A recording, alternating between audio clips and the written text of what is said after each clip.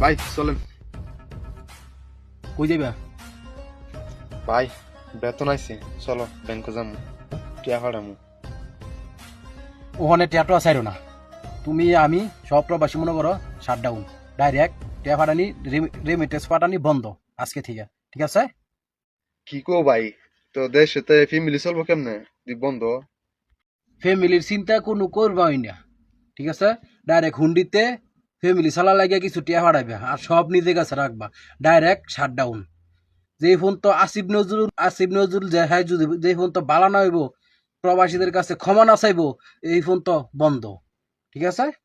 কি কো ভাই, আমি তো জানতাম না এই শালাই তাইলে এই আইন করছে। হইব না তাইলে ভাই? হ্যাঁ, 2 দিন পরে পরে আমরা প্রবাসীদের জন্য হ্যাঁ আইন বার করে ডাইরেক্ট রেমিটেন্স শাটডাউন, ঠিক আছে? কোনো টাকা পাঠাতে বন্ধ হবে না, যদি টাকা দেশ ফ্যামিলির লেগে বেশি জরুরত হয় বিকাশে ছাড়বা, হুন্ডিতে ছাড়বা, ঠিক আছে?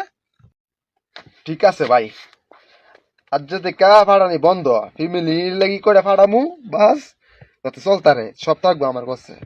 ঠিক আছে ভাই। প্রবাসী ভাইরা, আপনারা ভিডিওটা বেশি বেশি শেয়ার করবেন।